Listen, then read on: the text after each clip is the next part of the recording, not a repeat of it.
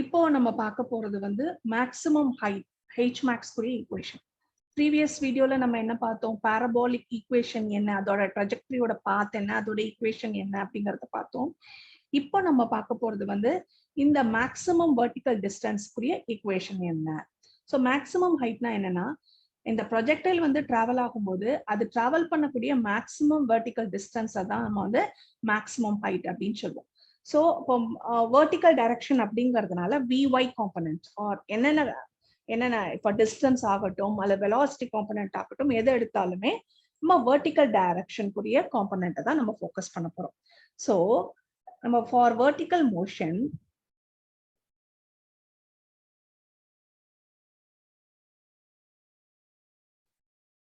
VY என்ன, ஏன்னா இந்த இடத்துல மேக்ஸிமம் ஹைட் ரீச் ஆகும்போது விஒய் வந்து 0, கரெக்டா? அதனால அந்த ஈக்குவேஷன் தான் இந்த problem. So we use vy square is equal to v square is equal to u square plus 2as, கரெக்டா? இந்த இடத்துல uy சேர்த்துக்கலாம், ay சேர்த்துக்கலாம். இந்த xங்கிறது என்ன, மேக்ஸிமம் ஹைட் ரீச். vy வந்து உங்களுக்கு 0, நம்ம முன்னாடியே பார்த்தோம். இந்த மேக்ஸிமம் ஹைட்ல உங்களுக்கு velocity is 0. uy என்னது, it is u sin theta the whole square. So எப்படி எழுதலாம், u square sin square theta. உங்களுக்கு acceleration in downward direction வந்து -g. ஸோ -2g hக்கு பதிலா hmax. ஓகேவா? ஸோ அப்ப என்ன வரும், இந்த காம்பனன்ட் -2g hmax அந்த சைட் கொண்டு வந்துட்டா we get u square sin square theta is equal to 2g hmax. Okay, so what is hmax? Hmax is equal to u square sin square theta divided by 2g. So this is the equation for the maximum height or the maximum vertical distance traveled by the projectile. So இதோட aim என்ன, vertical motion concentrate பண்றோம். உங்களுக்கு முன்னாடியே தெரியும் vy வந்து 0.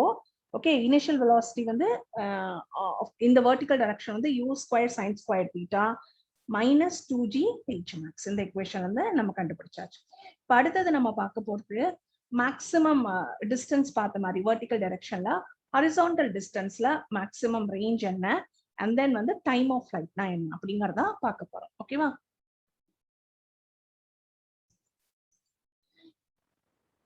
இப்போ நம்ம பார்க்க போறது டைம் ஆஃப் ஃளைட், TF குரிய ஈக்குவேஷன் தான் டிரைவ் பண்ணணும். ஓகே, டைம் ஆஃப் ஃளைட்னா என்னன்னா, எந்த இடத்துல அந்த ப்ரொஜெக்டல் ப்ரொஜெக்ட் ஆயிருக்கு அந்த பாயிண்ட் ஆஃப் ப்ரொஜெக்ஷன்ல இருந்து உங்களுக்கு ஹரிசான்டல் பிளேன்ல எந்த இடத்துல அது ஹிட் ஆகுதோ, தட் இஸ் கிரவுண்டோட கான்டாக்ட்ல திரும்ப வருது.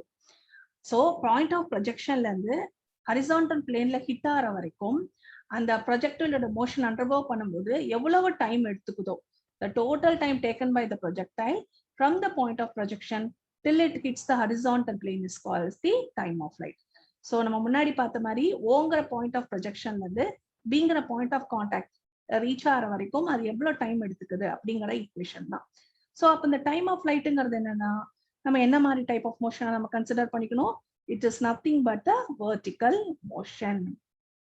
இப்போ டைம் ஆஃப் ஃளைட் அப்படின்னு பண்ணும்போது என்னென்ன பேராமீட்டர்ஸ் வந்து இன்ட்ரடியூஸ் பண்ணணும்னா, டைம் பேராமீட்டர் நமக்கு தேவை, அண்ட் தென் டிஸ்டன்ஸ் டிராவல்டு வந்து அதுக்கு தேவை, விச் இஸ் SY நமக்கு தேவை. இதை வச்சுட்டு தான் நம்ம ஈக்குவேஷன் டிரைவ் பண்ண போறோம். Okay, so S is equal to ut plus half at square தெரியும். ஓகே, நமக்கு வந்து along y direction தான் எல்லாமே தேவை. So this is SY, uy, ay. Okay, ay என்ன, it is -g. Okay, so this is minus half g t square. ay is -g. uy ங்கிறது என்னது, it is u sin theta. So u sin theta into t.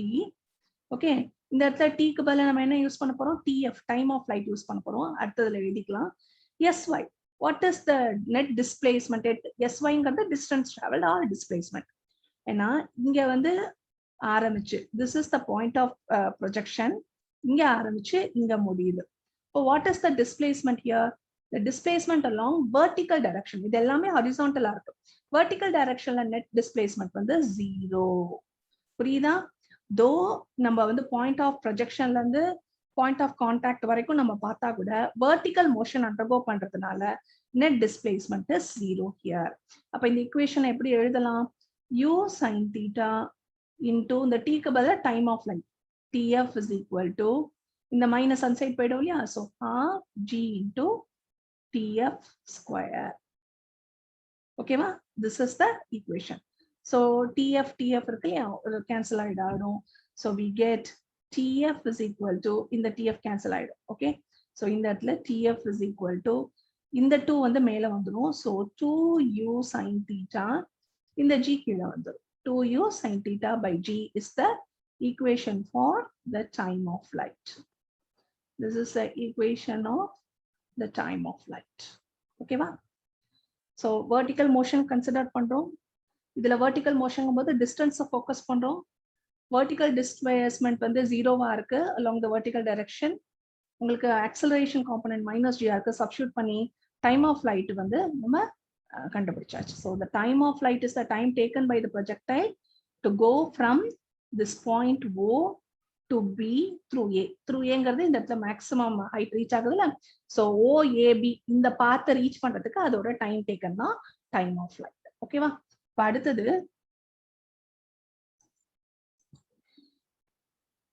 இப்ப நம்ம என்ன பார்க்க போறோம்? What is the horizontal range? Horizontal range னா என்னன்னா the maximum horizontal distance.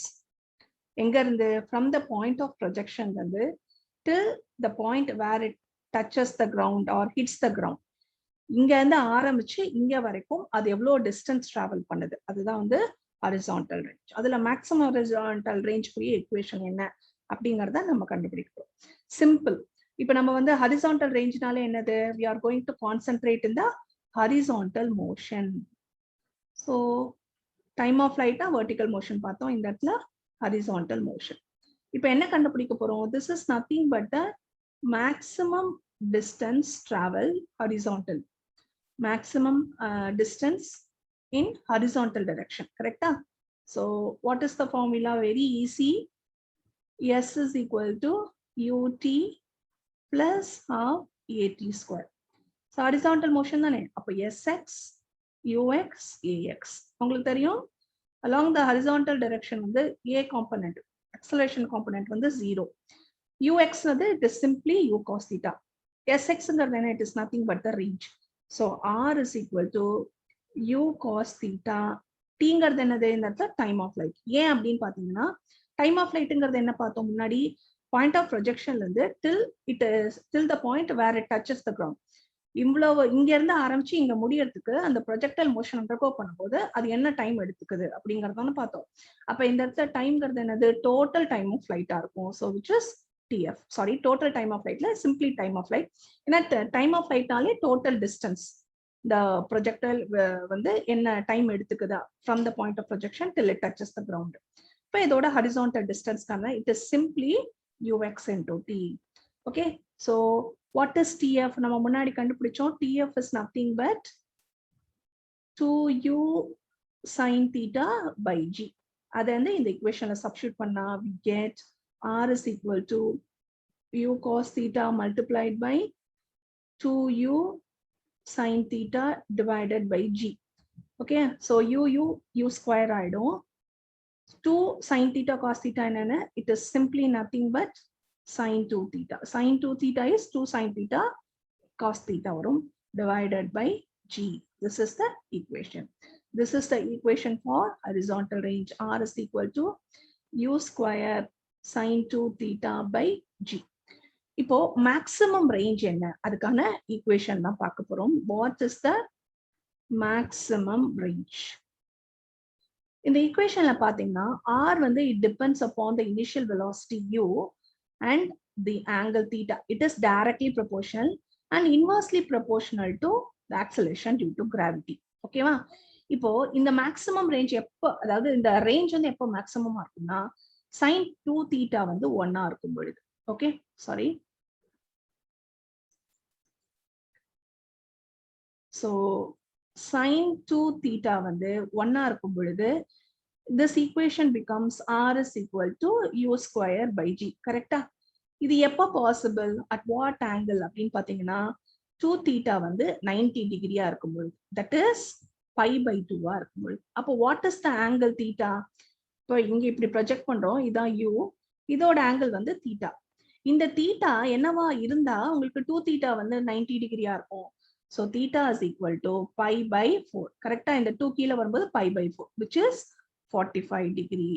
அப்போ நம்ம வந்து இனிஷியல் வெலாசிட்டி u அப்படிங்கிற வெலாசிட்டியோட நம்ம ப்ரொஜெக்ட் பண்ணும்போது அந்த ஆங்கிள் வந்து வித் ஹரிசான்டல் 45 டிகிரியா இருக்கும் பொழுது the distance traveled by the projectile horizontally வந்து maximum. That is, we will get the maximum range when the angle is 45 degree.